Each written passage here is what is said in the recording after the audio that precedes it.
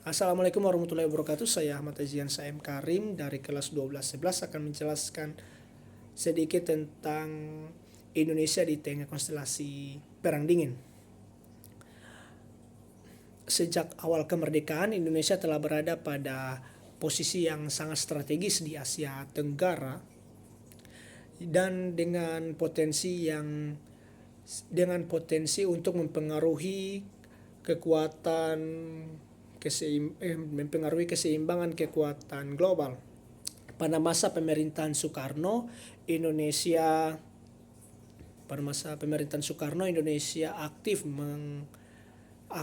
mengadakan gerakan atau aktif melakukan gerakan non-blok atau GNB pada tahun 1961. Gerakan tersebut sebagai wadah untuk negara-negara yang tidak ingin terlibat secara langsung dengan perang atau konflik ideologis antara kapitalisme dan komunisme yang dipimpin Amerika Serikat dan Uni Soviet. Melalui Soekarno, Indonesia mengedepankan politik luar negeri yang lebih bebas dan juga aktif dengan tujuan untuk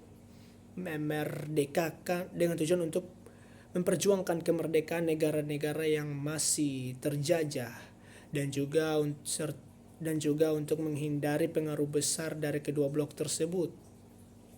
Dengan menggandeng negara-negara seperti India dan juga Mesir, Indonesia berusaha untuk memperlihatkan atau menunjukkan bahwa negara-negara berkembang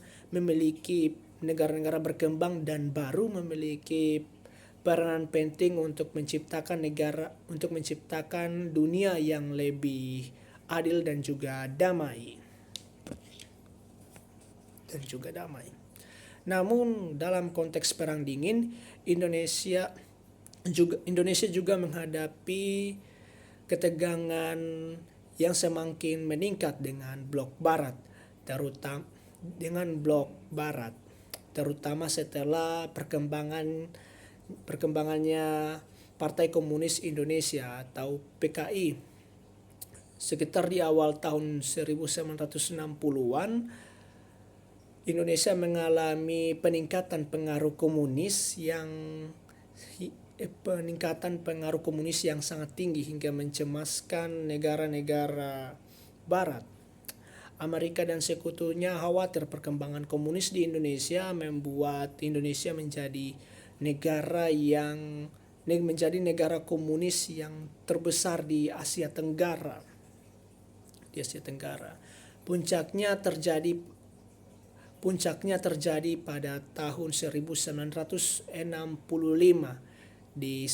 dengan terjadinya peristiwa G30 SPKI yang menjadi awal berakhirnya pemerintahan Soekarno dan berawalnya otoritarianisme yang di bawah kepemimpinan Presiden Soeharto. G30 SPKI disertai dengan pembantaian massal simpatisan PKI yang menjadi titik balik terciptanya ketegangan besar Indonesia dengan blok barat.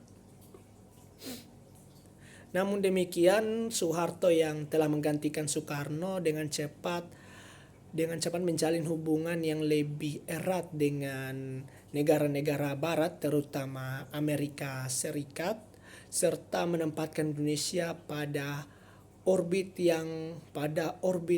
yang lebih condong kepada blok barat, meskipun tetap mengedepankan stabilitas domestik dan kebijakan ekonomi yang lebih liberal. Indonesia juga memiliki peranan penting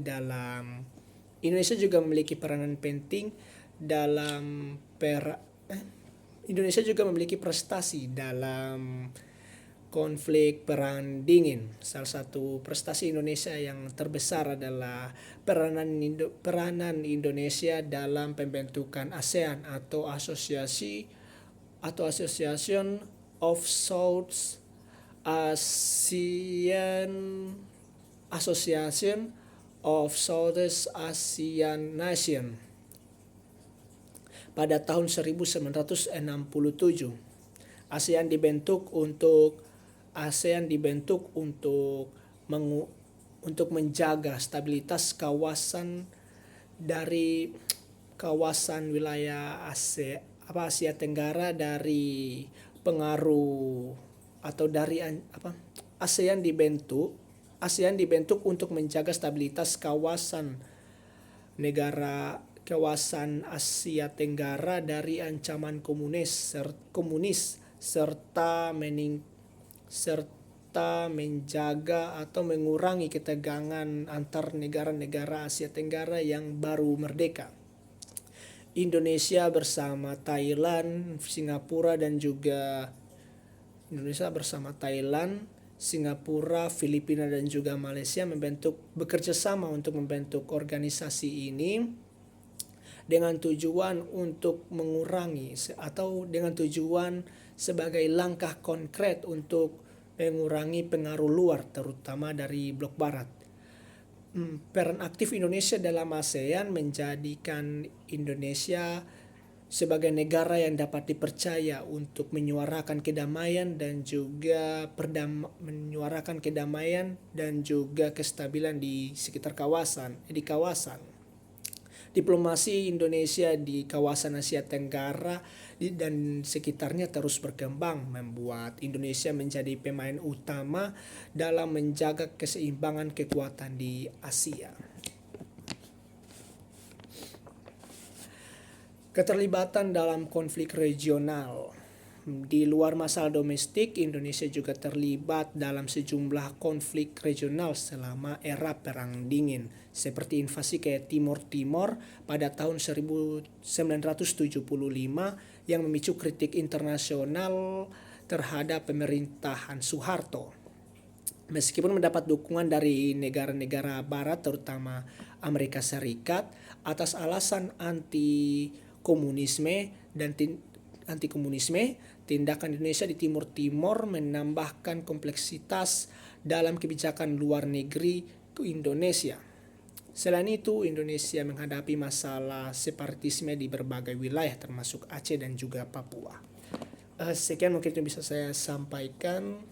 Wassalamualaikum warahmatullahi wabarakatuh.